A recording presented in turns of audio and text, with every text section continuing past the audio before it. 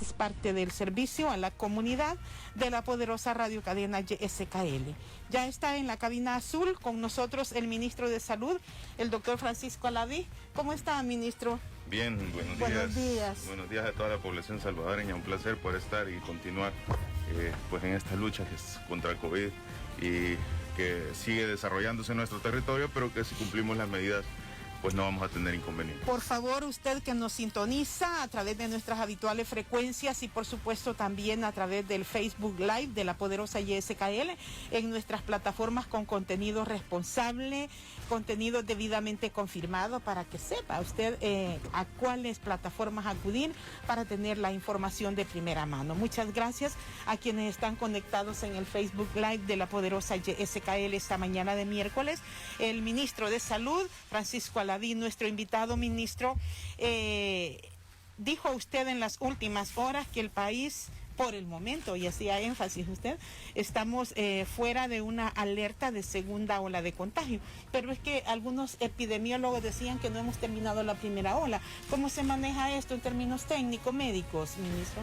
Sí, una situación en la cual se ha venido platicando mucho a nivel internacional. Es una cuestión de varias valoraciones por parte de los especialistas, la Organización Mundial de la Salud y importantes voceros también de una de las más reconocidas universidades en Estados Unidos, específicamente en Washington, hablan de que esta enfermedad pues se trata de una enfermedad que no ha disminuido la cantidad de casos en la mayoría de los países y no ha llegado a 0 casos. Entonces no es una enfermedad estacional tampoco. Entonces eso nos da a nosotros como un parámetro para pensar que no podríamos estar hablando de una segunda ola debido a que no se ha finalizado o no se ha disminuido los casos a 0. Sin embargo, también se habla a nivel internacional, pues que es una enfermedad que de alguna manera afectó a un grupo susceptible, o pues la mayoría en un país donde no había ningún caso,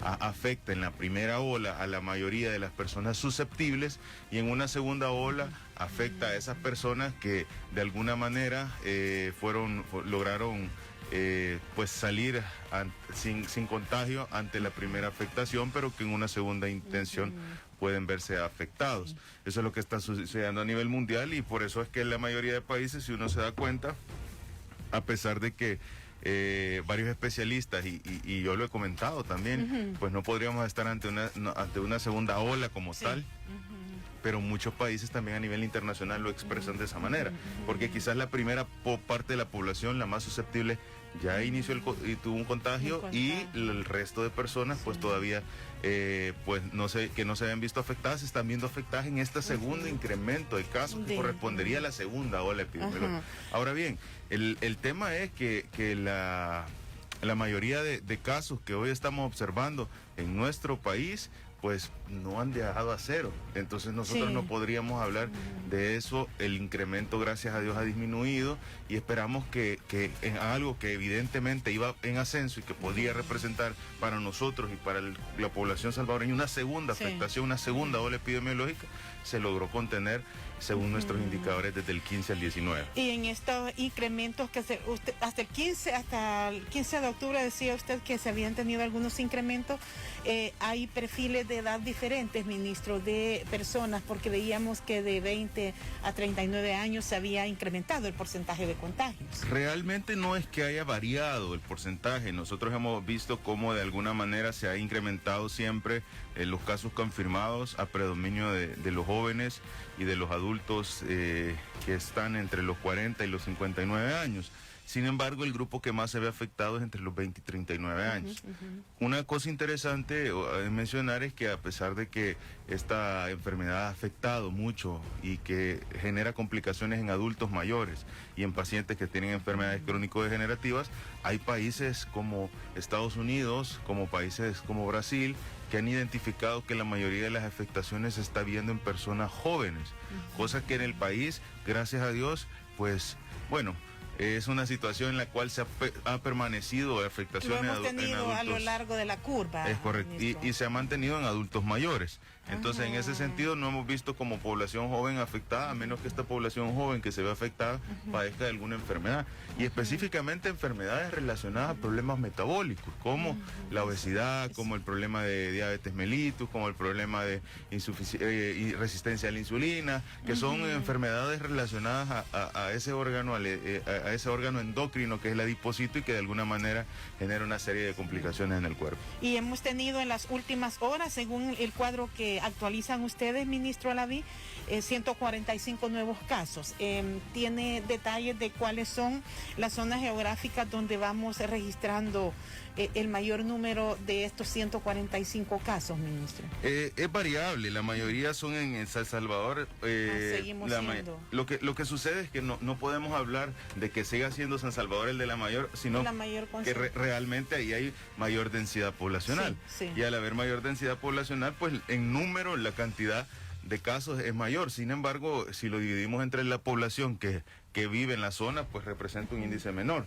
Pero ayer lo mencionaba el presidente en la noche, son 18 casos en San Salvador, 5 en Aguilares, 4 en Soyapango, 4 en Mexicanos, 3 en Apopa, 2 en Ilopango, 2 en Panchimalco, 2 en Santo Tomás, y ahí va la cadena. Ahora, sí, como departamento San Salvador tiene varios municipios. Es correcto.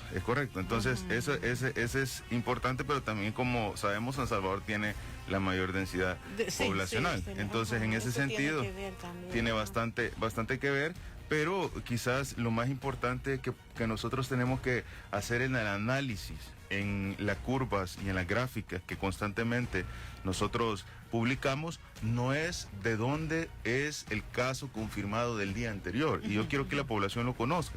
¿Por qué razón?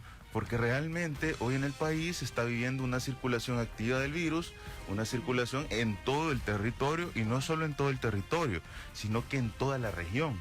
Y no solo en toda la región, sino que en todo el mundo. Entonces, en ese sentido debemos tener claro que no existe como el por qué digamos, es que yo estoy en tal zona del país, no tengo tanto problema.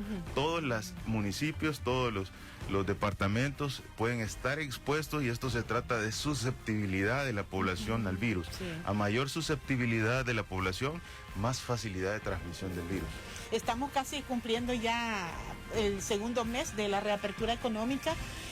Ministro, ¿hay disposiciones para ir avanzando en verificar el cumplimiento de estas medidas sanitarias? No solo en el transporte de pasajeros, sino también en restaurantes. Los centros nocturnos, ministro, ¿pueden ser un punto en el que se pueda relajar estas medidas?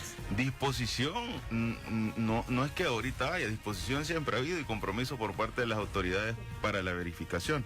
Sin embargo, la actuación ante esta apertura económica representa una responsabilidad y un compromiso que cada salvadoreño debe tomar para el cumplimiento de los protocolos.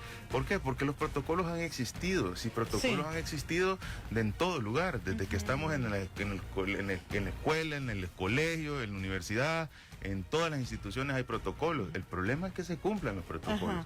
Entonces, nosotros verificamos y garantizamos que se cumplan, porque tenemos equipos a disposición a nivel de todas las autoridades que, dependiendo de la interacción en la cual realiza su función esa autoridad o esa cartera de Estado o esa institución, se da cumplimiento a los protocolos. Pero vámonos al punto sanitario o a la parte del Ministerio de Salud. Se han adecuado equipos por parte del primer nivel de atención, tanto de los promotores, inspectores, también, y vámonos al punto específico de los bares. Sabemos que existe una parte de cumplimiento y verificación de todos estos protocolos por parte de Fosalud. Fosalud tiene a disposición equipos en los cuales se desplazan a los centros nocturnos, a los bares, discotecas, a verificar el cumplimiento de todas las medidas que convencionalmente ellos vienen realizando con el tema del alcohol y el tabaco, y también en paralelo a verificar el cumplimiento hoy de los protocolos de bioseguridad ante el COVID-19. Y no se han detectado, no tiene informe si ha habido incumplimiento. Como usted dice, debería ser la responsabilidad de la administración de cada establecimiento, pero todos conocemos que de todo hay. Sí, fíjese que ya hemos tenido los primeros reportes, y es bien importante esta pregunta que me acaba de realizar. Sí existe un compromiso por las diferentes administraciones de tener lo necesario en la mayoría de protocolos de bioseguridad. El problema no radica en que se cuente con el protocolo. El problema es que los salvadoreños que asisten a estos lugares cumplan el protocolo. Ahora, una de las situaciones bien complejas que existe es la cantidad de aglomeración de personas. Yo creo que como país hemos tenido la oportunidad no solo de tomar decisiones oportunas, sino que estas decisiones han sido acertadas. Y una de las decisiones oportunas y acertadas más importantes, aparte de las estratégicas que fue cerrar el aeropuerto internacional, fue la insistencia y el concepto de generar en la población salvadoreña la educación ante el uso de las medidas de barrera como es la mascarilla. ¿Por qué razón? Como hemos visto, esta enfermedad ha venido cambiando lo que se conoce, ha venido cambiando en el manejo, dependiendo de los avances de investigación, y pasamos a manejar una teoría en la cual la mayoría de los contagios se relacionaba a un contacto directo. Sí. O a un contacto indirecto. El contacto directo es que teníamos algún grado de contacto físico con una persona que tuviera el virus. El contacto indirecto era el que una persona que tuviera el virus, al hablar o al entrar en contacto con secreciones, desplazaba el virus hacia una superficie. Yo tocaba la superficie, me la traía hacia las mucosas y ingresaba el virus. Pero también habían dos maneras más, a través de gotas mayores de 10 micras, que son las gotas que nosotros podemos observar al hablar a alguien que hay una gota, y las gotas menores a 5 micras. Pero lo importante son las gotas menores a 5 micras. ¿Por qué? Porque las gotas menores a 5 micras se catalogan como lo que es los aerosoles. Entonces, ¿qué sucede en los lugares donde hay alta concentración? Y por eso lo explico en esta parte. Donde existen aglomeraciones, lugares cerrados o donde existe una gran cantidad de personas, se genera ese aerosol que puede poner en riesgo a otra persona. Pero si nosotros cumplimos las medidas básicas como el uso de la mascarilla, evitamos y reducimos en la mayoría de las posibilidades de contagio de esta enfermedad. Ahora, ¿qué sucede en los bares? El problema de los bares sucede que reúne todas las condiciones negativas que facilitan el contagio y excluye todas las condiciones que dan el cumplimiento de los protocolos de barrera de bioseguridad. Entonces nosotros nos acercamos a un bar, hay aglomeración de personas, hay lugares donde están cantando a todo pulmón y que el incremento de las secreciones y de los aerosoles es mucho mayor y nadie se pone la mascarilla porque están en un lugar de partiendo. Entonces en esa situación es un poco complicado que, a pesar que el lugar quiera tener los protocolos de bioseguridad, esto es parte del compromiso de la población.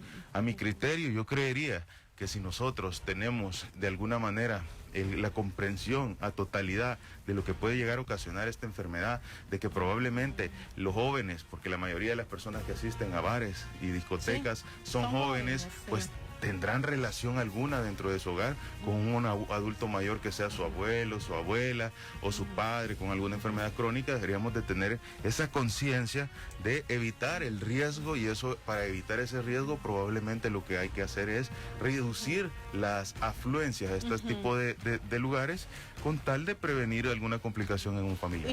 Pero sí hay una limitación, ¿verdad?, de la capacidad de aforo que pueda tener un establecimiento de esta naturaleza, para que no se permita el ingreso en un 100%. Recordemos que estamos ante una situación en la que el Ministerio de Salud ha dado las recomendaciones. Sí. Desgraciadamente, pues hay herramientas jurídicas que dependen del Código de Salud que se han visto limitadas.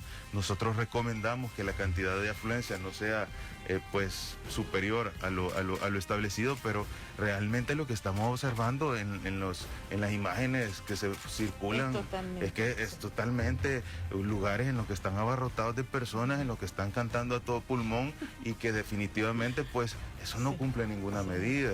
Ahora, ¿qué tanto digamos potestado, qué tanto se nos permite cumplir el reglamento del Código de Salud? Habrá que ver, porque es una situación complicada. Yo creo que ya estamos en un punto en que los salvadoreños tenemos que ser responsables, porque esto no solo depende de que las autoridades de salud tengan que andar verificando y que las autoridades de salud de alguna manera pues nos pongamos a decidir entre las acciones que la población tiene que tomar, sino que esto ya es una responsabilidad propia, una responsabilidad en la cual tenemos que tener presente que puede verse afectado un familiar cercano. Familiar. Con esa reflexión vamos a una pausa. Hoy hablamos en Punto de Vista con el ministro de Salud, doctor Francisco Alaví. No nos cambie, ya regresaremos, son las 7:22 de la mañana. 7 de la mañana con 31 minutos en la poderosa YSKL. Saludos desde la cabina azul, hoy con el ministro de Salud, el doctor Francisco Alaví. Ministro, ilústrenos sobre cómo se ha comportado la curva que ha llevado a lo largo de estas últimas semanas los casos de COVID-19 en nuestro país. Sí, hemos visto cómo pues ya estamos, el día 18, pasado domingo, se cumplieron ya 7 meses desde el presentarse el primer caso en nuestro país, y hemos observado una infinidad de situaciones en el desarrollo de esta enfermedad, y lo hemos visto expresado en nuestras gráficas. Hemos observado cómo de alguna manera comenzó ese incremento sostenido que nos llevó ahí por julio, agosto, a tener valores arriba de 440 casos confirmados por día, y posteriormente observamos cómo vino un descenso sostenido por más de 23 días, que nos dio a nosotros esa tranquilidad, esa esperanza de que las estrategias, las acciones, el cumplimiento de la población estaba teniendo resultados. Luego entramos en una curva, entramos en una fase en la cual... Después de esos 23 días, en la cual hubo una relativa estabilidad. Y me refiero a relativa estabilidad porque se observaban incrementos y disminuciones. Esos incrementos y disminuciones los observamos entre los rangos de 70 casos confirmados por día a 110 casos confirmados por día.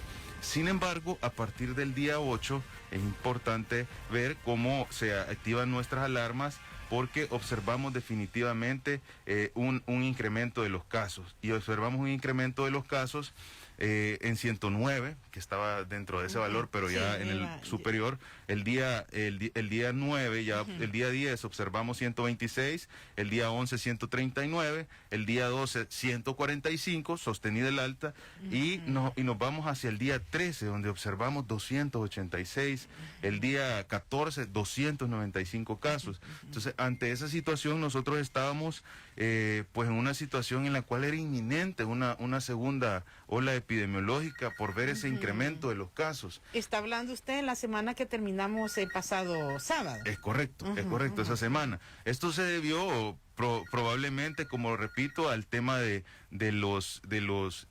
incremento de las muestras de tamizaje en las zonas del occidente del país, por eso, donde de alguna manera observamos... Hubo sobremuestras, decía usted, ¿verdad? Es correcto, hubo sobremuestras y todo esto. Sin embargo, luego de esto nosotros vemos que nuestros indicadores de salud desde el día 15 hasta el día 19 nos dan esa alegría de que los datos son congruentes, a excepción del día 17, que una pequeña alza, porque comienza a haber una disminución de los casos, de esa tendencia que se observaba el incremento.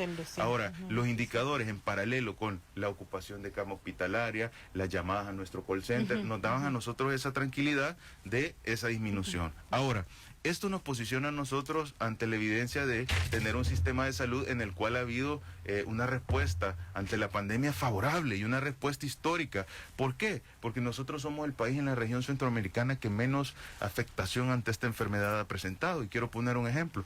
Guatemala está manejando una cantidad sumamente elevada, más de 100,000 casos confirmados por coronavirus, y representan más de 3.500 fallecidos por esta enfermedad. Ahora, Honduras, ahí también la densidad poblacional es diferente, es mayor.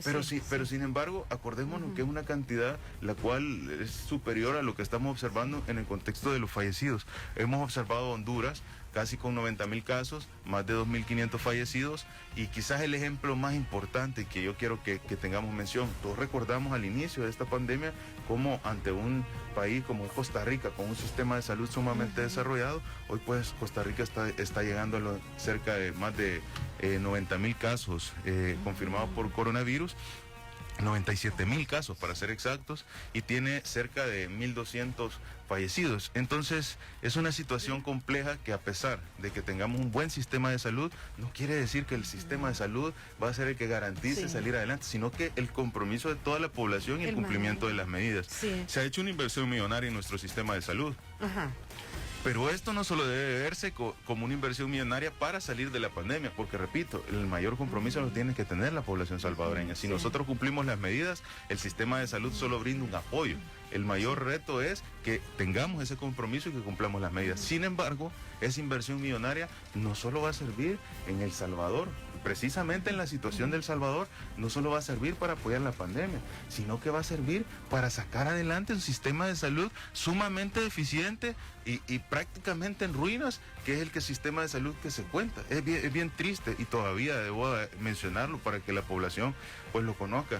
Yo no voy a venir a mencionar que el sistema de salud ahorita es un sistema de salud en el cual está impecable, en el cual de alguna manera las atenciones son a la perfección.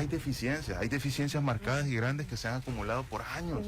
Entonces, definitivamente ahora tenemos una condición para tratar dentro de las enfermedades, la de enfermedad respiratoria, tenemos más equipo, tenemos más personal, tenemos más insumos y medicamentos para trabajar, pero falta salir adelante y desarrollar el sistema. ¿Y será que también, cuál es la atención, por ejemplo, que proyectan ustedes para las personas que interrumpieron sus tratamientos por otras enfermedades que no son de la vía respiratoria y que no eran casos de COVID, pero que tienen también actualmente complicaciones?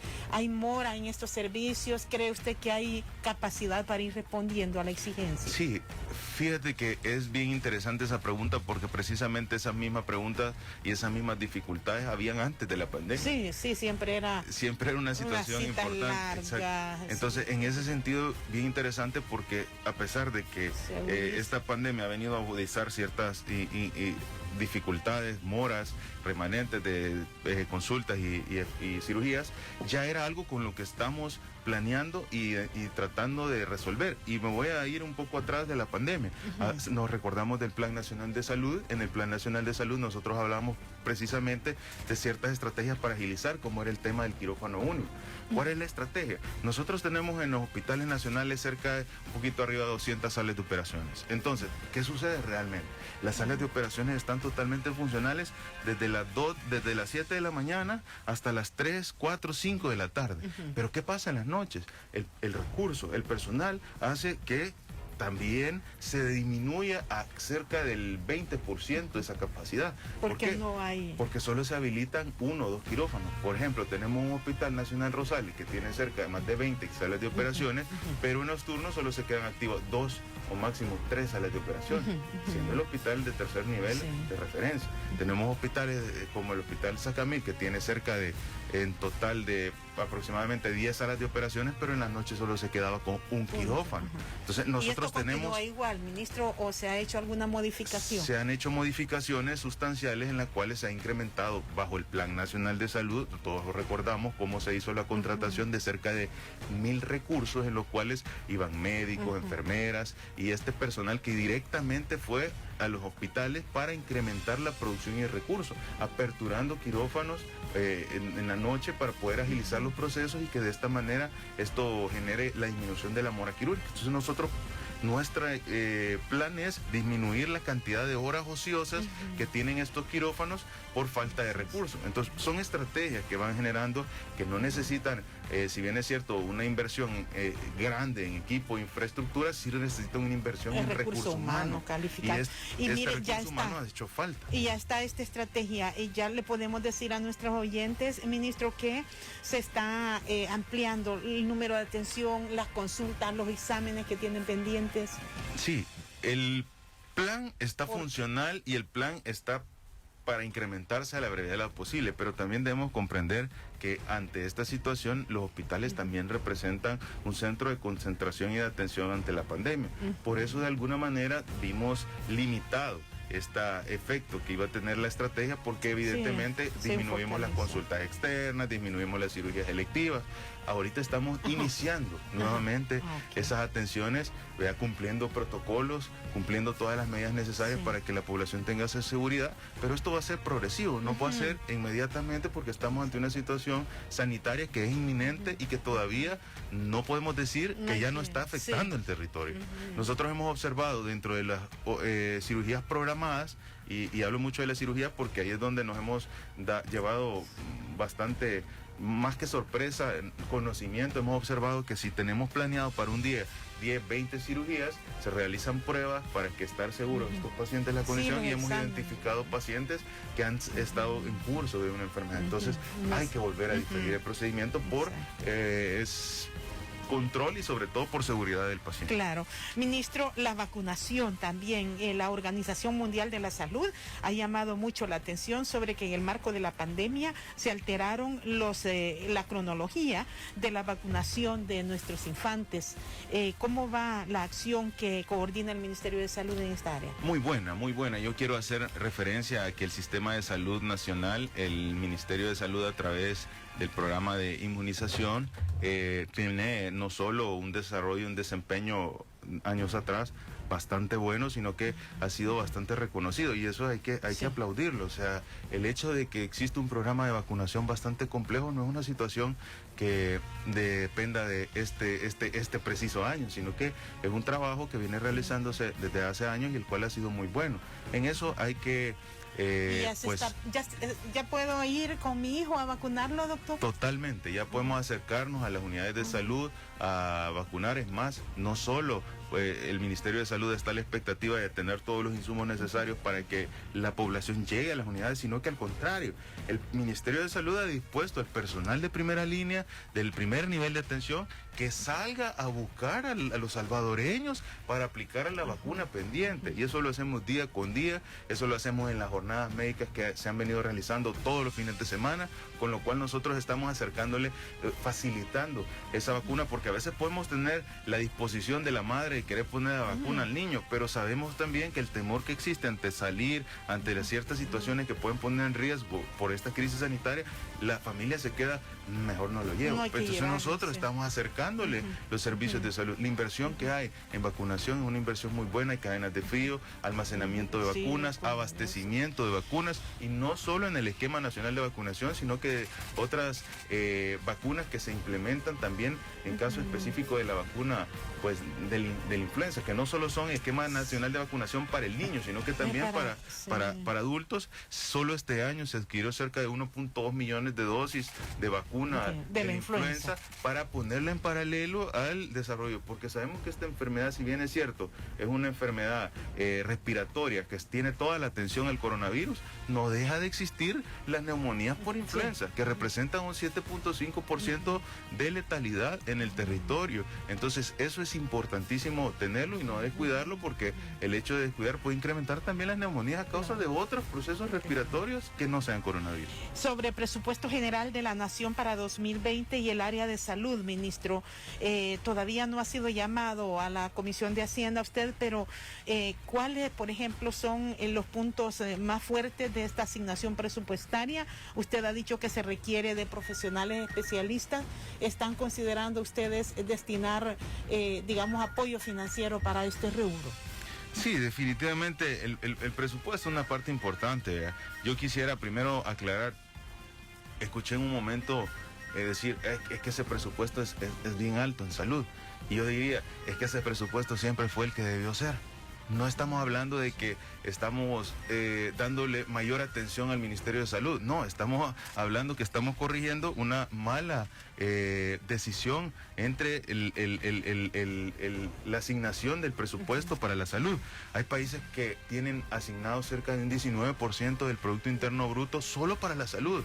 Y el país tiene una asignación presupuestaria sumamente corta, en la cual evidentemente no se puede desarrollar un sistema de salud que requiere recursos humanos, insumos médicos, medicamentos, desarrollo, mantenimientos preventivos y correctivos, y también recordemos que todo este tipo de equipo médico no solo va sufriendo cambios porque se generan nuevas tecnologías, sino que también definitivamente tienen una vida útil. No es posible que haya hospitales en los cuales el equipo médico, el equipo médico tiene el tiempo de vida de creación del hospital.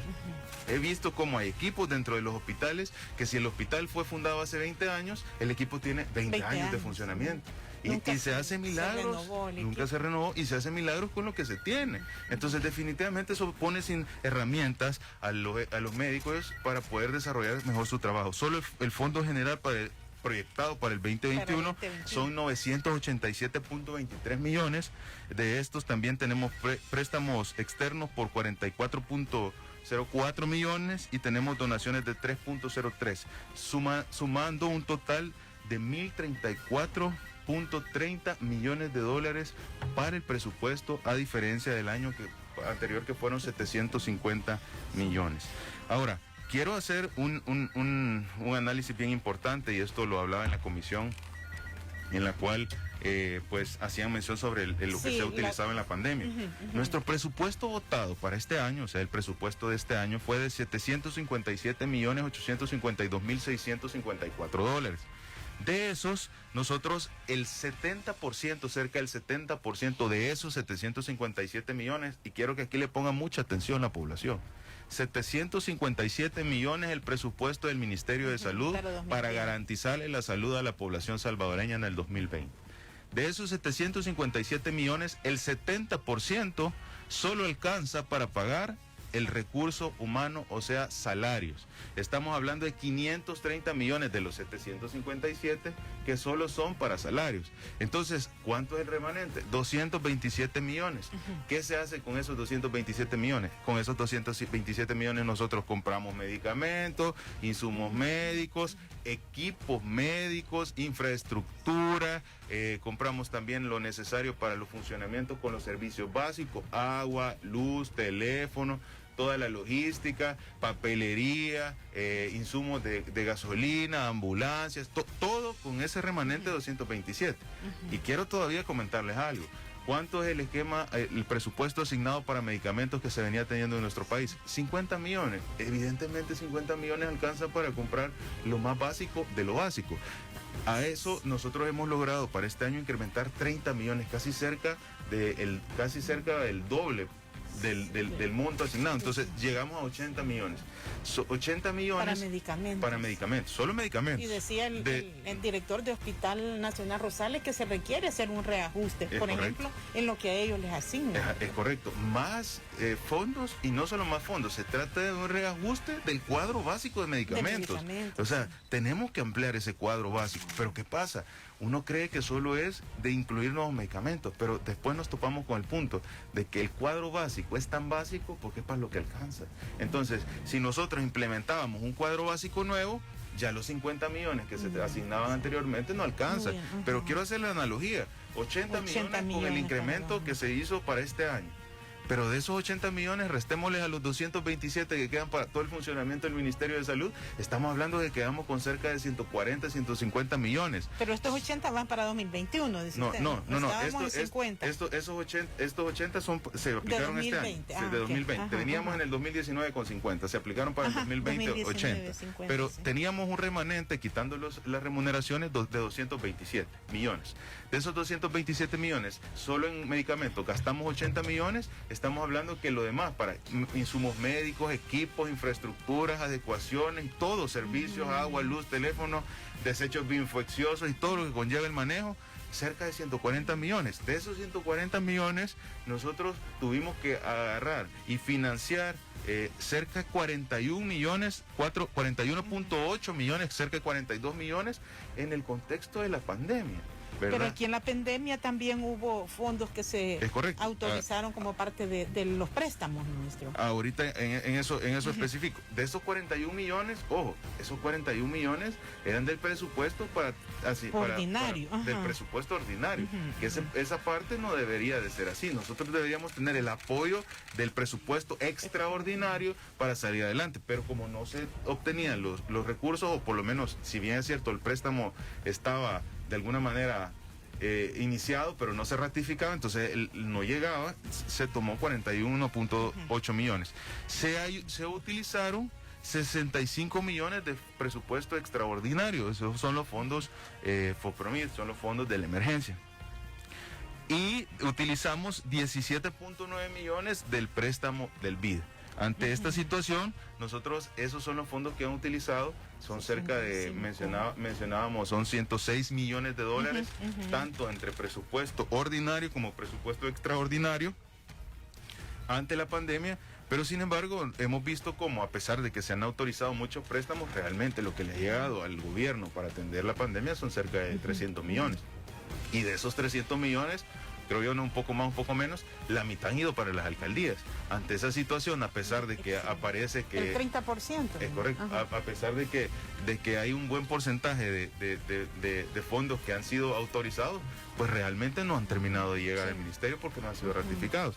Entonces, creo yo que dejar ese conocimiento, cuando nosotros analizamos, quitándole los cerca de 80 millones que llevan medicamentos, el Ministerio de Salud se queda como con 140 millones para poder hacer todos los gastos que representa manejar 31 hospitales, más de 700 unidades de salud y todo lo que conlleva la promoción de la salud. Entonces, llegamos a la conclusión que evidentemente el presupuesto asignado a la cartera de Estado, uno de los pilares fundamentales, al igual que la educación y la seguridad, pues un presupuesto que ha venido siendo deficiente desde hace años. El día sábado, va a ser el día del hospital y quisiera anticipadamente pues dar una felicitación, es correcto, dar una felicitación a los profesionales de la salud que trabajan en los diferentes hospitales, y es importante verificar y sobre todo que la población pues de alguna manera retribuya todo ese trabajo que ha venido haciendo el personal en las diferentes instituciones para salvaguardar la vida de la población salvadoreña. Es bien interesante cómo ellos arriesgan su vida por salvar la vida de otros salvadoreños y les toca vivir una infinidad de situaciones de temor ante esta situación, pero que ahí están, en estado siempre, y sobre todo van a seguir garantizando y salvaguardando la vida de la población. Nuestro reconocimiento para todo el personal de los hospitales y pues a esperar en grande esa fecha del próximo sábado, como dice el ministro Francisco Alaví. Concluimos nuestro programa Punto de Vista.